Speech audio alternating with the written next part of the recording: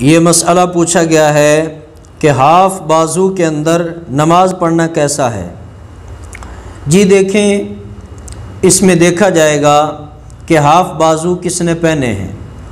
اگر مرد نے پہنے ہیں تو کیا حکم ہے، عورت نے پہنے ہیں تو کیا حکم ہے۔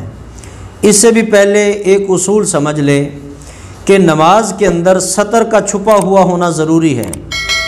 نماز کی حالت میں سطر کا چھپا ہوا ہونا ضروری ہے۔ ویسے تو ہر حال میں سطر چھپا کے رکھنا چاہیے، لیکن نماز کی بنیادی شرائط میں سے ہے کہ سطر چھپا ہوا ہو۔ اب سوال یہ ہے کہ سطر ہے کیا؟ سطر وہ حصہ جس کو شریعت نے چھپانے کا ضروری حکم دیا ہے، اور وہ میاں بیوی کے علاوہ کسی اور کے سامنے کھولنا جائز نہیں ہے۔ ضرورت کے موقع پر ڈاکٹر وغیرہ کے سامنے کھل سکتا ہے، وگرنہ جسم کے اس حصے کو کسی صورت میں ظاہر کرنے کی اجازت نہیں ہے۔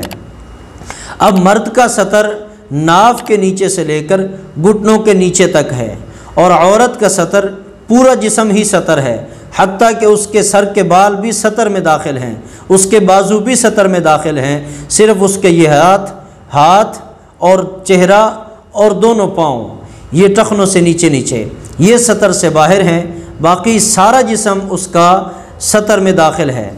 اب جب اصول سمجھ آ گیا کہ عورت کا سطر کیا ہے، مرد کا سطر کیا ہے، تو پھر اس کے بعد مسئلہ بھی سمجھنا آپ کے لیے آسان ہوگا کہ اگر مرد نے یہ ہاف بازو پہنے ہیں تو اس کی نماز تو ہو جائے گی، کیونکہ اس کا سطر چھپا ہوا ہے جو ضروری حصہ تھا۔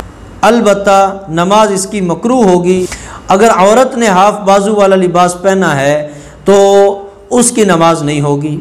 کیوں؟ اس لیے کہ اس کے بازو سطر میں داخل ہیں، اور سطر کا آپ کو پتہ ہے کہ اگر ایک عضو کا چوتھائی حصہ یا اس سے زیادہ نماز میں ایک رکن کی بقدر کھلا رہ جائے تو نماز ٹوٹ جاتی ہے، نماز نہیں ہوتی ہے۔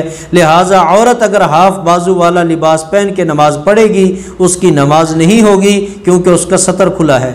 پھر بعض خواتین یہ سوال کر دیتی ہیں کہ ہم ہاف بازو پہنے تو ہم تو اس کو دوپٹے کے اندر یوں چھپا لیتی ہیں، تو مان لیا جی دوپٹے میں چھپا لیا، لیکن جب رکوع میں جائیں گی یا پھر سجدے میں جائیں گی یا تحیات میں بیٹھیں گی پھر تو بازو دوپٹے سے باہر آ جائیں گے، لہٰذا پھر اس صورت میں تو یہ سطر چھپا ہوا نہیں رہے گا۔ لہٰذا ہاف بازو پہن کے نماز نہ پڑھی جائے، خواتین کی نماز بالکل نہیں ہوگی۔ مرد حضرات بھی کوشش کریں کہ وہ مکمل بازو والا لباس پہن کے نماز پڑھیں تاکہ نماز کے ثواب کے اندر کسی قسم کی کمی نہ آئے۔ اللہ پاک سب کو سمجھنے کی عمل کی توفیق عطا فرمائے۔